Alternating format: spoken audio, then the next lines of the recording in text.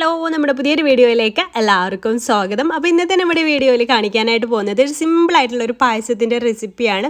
പഴയ കാലത്തൊക്കെ ഉണ്ടാക്കിയെടുത്തിട്ടുണ്ടായിരുന്ന ഒരു റെസിപ്പിയാണ് കേട്ടോ. നമ്മുടെ മലബാറുകാരുടെ ഒരു സ്പെഷ്യൽ ഐറ്റമാണ് കുഞ്ഞിപ്പിടി പായസം എന്ന് നിങ്ങൾ കേട്ടിട്ടുണ്ടോ? ആ ഒരു സംഭവമാണ് നമ്മളിന്നിവിടെ തയ്യാറാക്കിയെടുക്കുന്നത്. അപ്പോൾ ബറാത്തിനൊക്കെ സ്പെഷ്യലായിട്ട് ഉണ്ടാക്കിയെടുക്കാൻ പറ്റുന്ന ഒരു അടിപൊളി പായസമാണ്. വീട്ടിലുള്ള ചേരുവകൾ മാത്രം മതി ഇത് തയ്യാറാക്കിയെടുക്കാൻ വേണ്ടിയിട്ട്. അപ്പോൾ ഇത് തയ്യാറാക്കിയെടുക്കാൻ വേണ്ടിയിട്ട് നമുക്ക് ആദ്യം അരിപ്പൊടി ഒന്ന് വാട്ടിയെടുക്കണം. അപ്പോൾ അതിന് വേണ്ടിയിട്ട് ഒരു പാൻ ഒന്ന് വെച്ചിട്ടുണ്ട്. ആ പാനിലേക്ക് നമുക്ക് ഒരു 1/4 കപ്പ് വെള്ളം ഒഴിച്ച് കൊടുക്കാം. ഞാനിവിടെ 1/2 കപ്പ് അരിപ്പൊടി വെച്ചിട്ടാണ് ഇത് തയ്യാറാക്കിയെടുക്കുന്നത്. 1/2 കപ്പ് അരിപ്പൊടി വെച്ചിട്ടുണ്ടെങ്കിൽ നമുക്ക് കുറേ പായസം തയ്യാറാക്കിയെടുക്കാനായിട്ട് പറ്റും. ഒരു 12 ഗ്ലാസ് 13 ഗ്ലാസ്സൊക്കെ പായസം നമുക്ക് തയ്യാറാക്കിയെടുക്കാൻ പറ്റും കേട്ടോ. അപ്പോൾ ആ വെള്ളം അതിലേക്ക് ഒരു നുള്ളു ഉപ്പ് കൂടെ ചേർത്ത് കൊടുത്തിട്ടുണ്ടായിരുന്നു കേട്ടോ. അത് തിളച്ച് വരുമ്പോൾ നമുക്ക് ഒരു 1/2 കപ്പ് അരിപ്പൊടി അതിലേക്ക് ചേർത്തിട്ട് ചെറിയ തീയിലിട്ടിട്ടൊന്ന് നമ്മൾ പത്തിരിക്കൊക്കെ വാട്ടിയെടുക്കില്ല, അതേ രീതിയിലൊന്ന് വാട്ടിയെടുക്കുക. എന്നിട്ട് ആ ഒരു ചൂടോട് കൂടെ തന്നെ വേറൊരു പാത്രത്തിലേക്ക് മാറ്റിയിട്ട് നമുക്ക് നന്നായിട്ട് സോഫ്റ്റ് ആവുന്ന വരെ ഒന്ന് കുഴച്ചെടുക്കണം. ഇതിൻ്റെ ചൂട് പോകാൻ വേണ്ടിയിട്ട് വെയിറ്റ് ചെയ്യരുത് കേട്ടോ. ആ ചൂടോട് കൂടെ തന്നെ നമുക്ക് നന്നായിട്ട് കുഴച്ചെടുത്തെങ്കിൽ നല്ല സോഫ്റ്റായിട്ട് കിട്ടുള്ളൂ. ഇനിയുള്ള ഈ ഒരു കുഴച്ചെടുക്കൽ കഴിഞ്ഞിട്ടുള്ള പ്രോസസ്സാണ് ഈ ഒരു പായസത്തിൽ കുറച്ച് ഡിഫിക്കൽട്ടായിട്ടുള്ളത്. കുറേ പായസമൊക്കെ ഉണ്ടാക്കുമ്പോഴേ ബുദ്ധിമുട്ട്, കുറച്ച് പായസമൊക്കെ ഉണ്ടാക്കുമ്പോൾ അത്ര വലിയ ബുദ്ധിമുട്ടൊന്നും ഉണ്ടാവില്ല. അപ്പോൾ നല്ല സോഫ്റ്റായിട്ട് കുഴച്ചെടുത്തിട്ടുണ്ട്. ഇനി നമുക്ക് എത്രത്തോളം ചെറുതാക്കി ഇത് പിടികളാക്കാൻ പറ്റുന്നോ അത്രത്തോളം ചെറുതാക്കി പിടികളാക്കണം. എന്നാലേ ഒന്നുകൂടി നല്ല കഴിക്കുമ്പോൾ ടേസ്റ്റ് ഉണ്ടാവുള്ളൂ. വലിയ പിടികളാക്കിയാൽ നമ്മൾ പായസം കഴിക്കുന്ന സമയത്ത് അതിങ്ങനെ കടിക്കുമ്പോൾ അത്ര വലിയ ടേസ്റ്റ് ഉണ്ടാവില്ല. ചെറിയ ചെറിയ പിടികളാക്കാൻ വേണ്ടിയിട്ട് ശ്രദ്ധിക്കുക കേട്ടോ. അപ്പം കയ്യിൽ ഒട്ടി പിടിക്കുന്നുണ്ടെങ്കിൽ കുറച്ച് പൊടിയൊന്നും ആക്കി കൊടുത്താൽ മതി. അപ്പോൾ ഇതുപോലെ നമുക്ക് എത്രത്തോളം ചെറുതാക്കാൻ പറ്റുമോ അത്രത്തോളം ചെറുതാക്കി ഇങ്ങനെ കുഞ്ഞു കുഞ്ഞു പിടികളാക്കി എടുക്കുക. ഇതിന് നമ്മളിവിടെ പറയാറ് കുഞ്ഞിപ്പിടി പായസം അല്ല കറി എന്നൊക്കെ പറയും കേട്ടോ. കുഞ്ഞിപ്പിടി പായസം എന്നും പറയും, കറി എന്നും പറയാറുണ്ട്. ഇത് മലബാർ ഏരിയയിൽ തന്നെ എല്ലാ ഭാഗത്തും ഉണ്ടാക്കുമെന്ന് എനിക്ക് അറിഞ്ഞൂടാ. ചില ഭാഗത്തൊക്കെ ഉണ്ടാവാറുണ്ട് കേട്ടോ ഈ രീതിയിലുള്ള പായസം. സംഭവം കിഡിലനാണ്. അപ്പോൾ എല്ലാം ഇവിടെ റെഡിയാക്കി എടുത്തിട്ടുണ്ട്, ചെറിയ ചെറിയ പിടികളാക്കി എടുത്തിട്ടുണ്ട്. പിന്നെ നമുക്ക് വേണ്ടത് 1/2 കപ്പ് പച്ചരിയാണ്. അത് ഞാൻ വെള്ളത്തിലിട്ട് കുതിർത്തെടുത്തിട്ടുണ്ടായിരുന്നു കേട്ടോ. അതൊന്ന് അരച്ചെടുക്കണം നമുക്ക്. നമുക്ക് പായസം ഒന്ന് കുറുകി കിട്ടാൻ വേണ്ടിയിട്ടാണ് ഈ പച്ചരി എടുക്കുന്നത്. അപ്പോൾ പച്ചരിക്ക് പകരം നിങ്ങൾ അങ്ങനെ കുതിർക്കാൻ മറന്നു പോയിട്ടുണ്ടെങ്കിൽ അരിപ്പൊടി എടുക്കാം.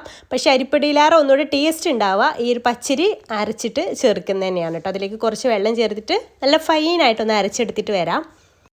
അപ്പോൾ അരി ഇവിടെ അരച്ചെടുത്തിട്ടുണ്ട്. ഇത് നമുക്ക് ആവശ്യത്തിനനുസരിച്ച് അതിലേക്ക് ഒഴിച്ചു കൊടുക്കാനുള്ളത് അതൊക്കെ നോക്കിയിട്ട് വേണം ഒഴിച്ചു കൊടുക്കാനായിട്ട്. ഇനി നമുക്കിതിലേക്ക് മധുരത്തിന് വേണ്ടിയിട്ട് ശർക്കര ഉരുക്കിയെടുക്കണം. നമ്മൾ പഞ്ചസാരയല്ല കേട്ടോ ഇതിലേക്ക് ചേർക്കുക, അതിലേക്ക് ശർക്കരയാണ് ചേർത്ത് കൊടുക്കുന്നത്. അപ്പോൾ അത് ഞാൻ 5 അച്ച് എടുത്തിട്ടുണ്ടായിരുന്നു, പിന്നെ ഒരു 2 അച്ചും കൂടി എടുത്തിട്ടുണ്ട് കേട്ടോ ശർക്കര. അങ്ങനെ ടോട്ടലി 7 അച്ച് ശർക്കരയാണ് അതിലേക്ക് എടുത്തിട്ടുള്ളത്. എന്നാലേ നല്ല മധുരം ഉണ്ടാവുള്ളൂ. മധുരം ഉണ്ടെങ്കിലല്ലേ പായസം ടേസ്റ്റ് ഉണ്ടാവുള്ളൂ. അപ്പോൾ അങ്ങനെ 7 അച്ച് ശർക്കര കുറച്ച് വെള്ളത്തിലൊന്ന് ഉരുക്കിയെടുക്കുന്നുണ്ട്.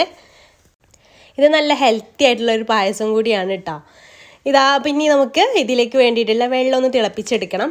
അപ്പോൾ ഞാനിവിടെ 12 കപ്പ് 250 ml കപ്പിൽ 12 കപ്പ് വെള്ളമാണ് ഇവിടെ എടുത്തിട്ടുള്ളത്. ഈ ഒരു കപ്പ് വലിയ കപ്പാണ്, അതിലൊരു 4 കപ്പാണ് എടുത്തിട്ടുള്ളത്. ടോട്ടൽ 250 ml കപ്പാണ് എടുക്കുന്നതെന്നുണ്ടെങ്കിൽ 12 കപ്പാണ് കേട്ടോ ഞാൻ എടുത്തിട്ടുള്ളത്. എന്നിട്ട് ഈ വെള്ളത്തിലേക്ക് അതൊന്ന് ചൂടായിട്ട് വരുമ്പോൾ വെള്ളത്തിലേക്ക് നമുക്ക് ഈ ശർക്കര ഉരുക്കിയിട്ട് ഒഴിച്ചു കൊടുക്കാം. അതിൽ കല്ലോ മണ്ണൊക്കെ ഉണ്ടെങ്കിൽ ഒന്ന് പോകാൻ വേണ്ടിയിട്ട്.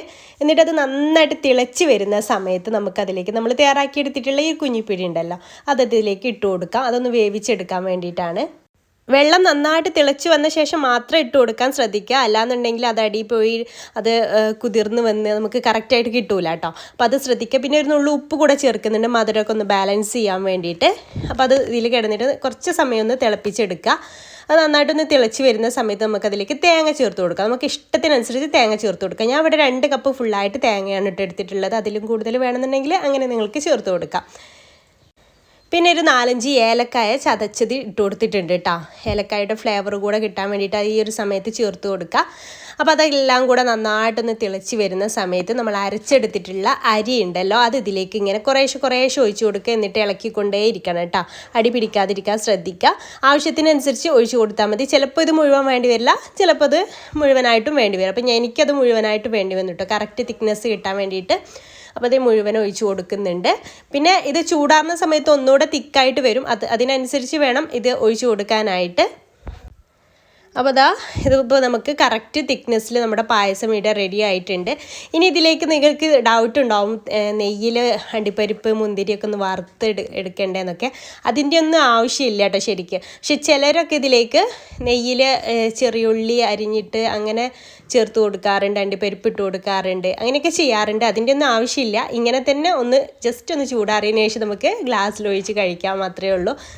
പിന്നെ നിങ്ങൾക്കൊരു സമാധാനം ഇല്ല, നെയ്യിൽ മൂപ്പിച്ചിട്ട് ഇടാനിട്ടൊരു സമാധാനം ഇല്ല എന്നുണ്ടെങ്കിൽ മാത്രം നിങ്ങൾക്ക് വേണമെന്നുണ്ടെങ്കിൽ അങ്ങനെ അണ്ടിപ്പരിപ്പോ മുന്തിരിയോ അല്ലെങ്കിൽ ചെറിയുള്ളിയോ ഒക്കെ ഒന്ന് ഇട്ട് കൊടുക്കാവുന്നതാണ്. അപ്പോൾ നിങ്ങൾക്ക് ഈ റെസിപ്പി ഇഷ്ടമായിട്ടുണ്ടെങ്കിൽ പഴയകാല ഒരു റെസിപ്പിയാണ്, ലൈക്ക് ചെയ്യാൻ മറക്കരുത്.